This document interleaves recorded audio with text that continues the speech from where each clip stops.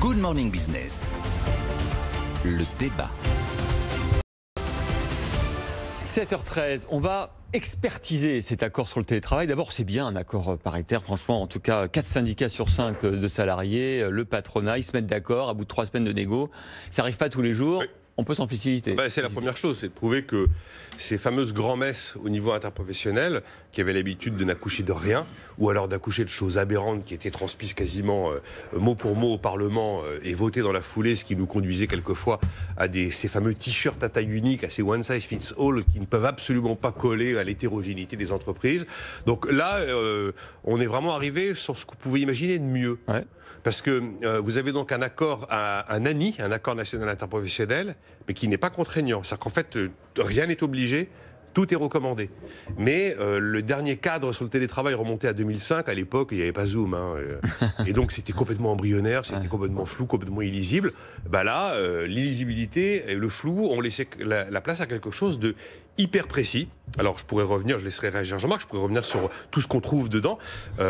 Mais même d'ailleurs, Force ouvrière dit, attendez, c'est un accord national interprofessionnel. Oui, il n'a pas force de loi. Mais on sait bien qu'un ANI, eh bien, ça s'inscrit dans le paysage juridique. Bah oui, puis les DRH regardent quand même. Et ça fait mécaniquement autorité. Et puis que ce télétravail, alors, il y a ceux qui partiront du principe que les employeurs vont tout faire pour essayer de tirer la couverture à eux au détriment des salariés. Mais enfin, il y a plein de boîtes qui vont être ravies d'avoir un cadre, un mode d'emploi. Un mode d'emploi, comment je m'y prends, si c'est une façon permanente de travailler, si c'est dans des circonstances exceptionnelles, qu'est-ce qui doit être écrit, qu'est-ce qui doit être oral. C'est pas mal d'avoir un mode d'emploi. Qu'est-ce qu'on doit financer comme matériel chez le salarié? Oui, voilà. Donc on a estimé, par exemple, que effectivement, des frais devaient être pris en charge par l'employeur, mais uniquement sur l'activité purement professionnelle. Vous n'allez pas balancer votre facture de chauffage, d'électricité. Alors certains vont dire, oui, mais bon, quand on connecte son ordinateur, on utilise le courant de la maison. D'accord, bon.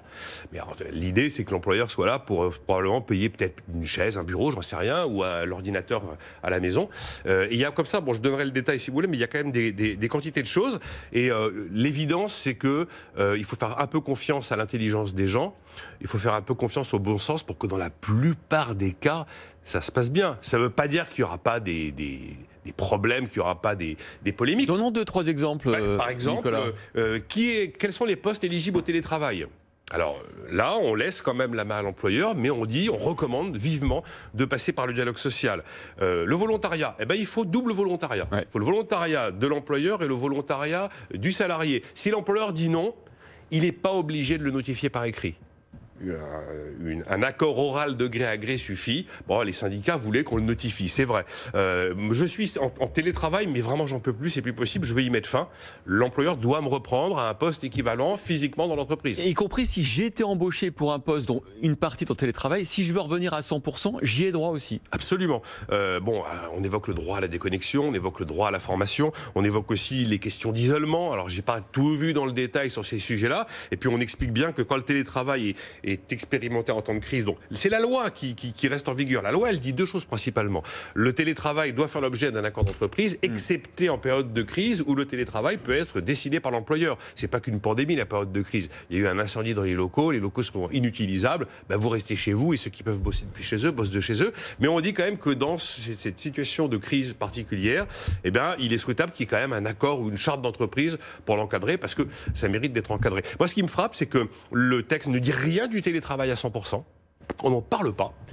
Et en fait, on sait pendant la négociation que tous les syndicats, qu'ils soient employeurs ou salariés, étaient opposés à cette idée de 100%, mais par contre, ils n'en parlent pas. Jean-Marc Daniel, bravo ou pas? Bravo avec un bémol quand même. Il fallait bien le bémol. Je vais vous dire le bémol, c'est-à-dire je ne suis pas d'accord avec Nicolas Dos quand il dit on va tout de même pas payer le chauffage. Je pense que la CGT a raison.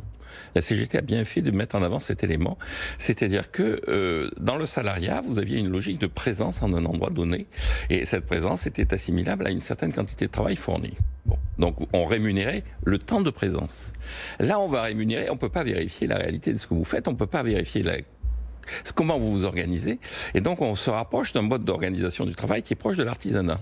Or, l'artisan, quand il vous facture quelque chose, il tient compte du fait que quand il est chez lui, il a des coûts, parmi le fait qu'il se chauffe, il utilise de l'électricité, il y a des conditions de travail qui sont bonnes.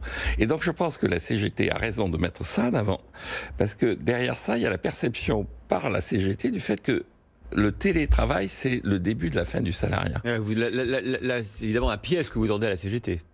Pas du tout. Je pense qu'il appartient à la CGT et encore une fois, je trouve que la position... Mais si vous dites à la CGT que le télétravail, c'est à terme la fin du salariat, ça va pas leur faire plaisir. Non, mais ça leur fait pas plaisir. Mais ça veut dire qu'ils ont conscience qu'ils sont en face d'un véritable problème qui est leur propre avenir. C'est un enjeu qui est... Et je rapproche ça de ce qui s'est passé, encore une fois, qui me paraît déterminant dans tout ce qui s'est passé aux États-Unis. Toutes les histoires sur la Banque centrale, tout ça, ça n'a aucun sens et aucun intérêt. En revanche, le fait qu'en Californie, la population et voté par un vote populaire contre l'assimilation des Uber à des salariés en disant l'ubérisation c'est autre chose. Uber c'est une autre forme d'organisation du travail et il est inutile et vain de se référer à une mode d'organisation calée sur le salarié. Je crois que c'est fondamental et je pense que dans cet accord le mérite de la CGT ça aurait été de tirer la sonnette d'alarme. Encore une fois de son point de vue c'est une sonnette d'alarme. En ne signant pas. En ne signant pas. Alors que moi je pense que c'est l'avenir qui est en train de se construire et que la vraie réflexion qu'on doit avoir maintenant c'est quel est le type de relation qui va y avoir entre les différents acteurs économiques. Je maintiens notre président de la République parler de la fin de la relation employeur-employé pour passer à la relation client-fournisseur. Le télétravail, pour moi, c'est un des premiers éléments clés de ce basculement. Et je pense que l'enjeu dépasse simplement le fait de savoir si... La CGT, elle n'a pas dit non du tout pour ces raisons-là. Elle a dit non parce qu'elle voulait que tout soit contraignant et que... Oui, mais elle met en avant le fait qu'on ne prend pas en compte effectivement un certain nombre de paramètres de coût. Elle a voulu ancrer le salariat de manière bien sévère et bien solide, beaucoup plus que de le remettre en cause. Non, mais justement, je suis d'accord avec ça. La CGT est en train de comprendre que cela va remettre en cause le salariat, et elle défend le salariat. Elle ne veut pas être complice de quelque chose qui va contre ce qu'elle estime être ses intérêts. Mais ce qui se met en cause, c'est la fin du salariat. Débat passionnant. Tous entrepreneurs, on sait que c'est le rêve de Jean-Marc Daniel. Absolument, et ça va dans le bon sens. On est parti.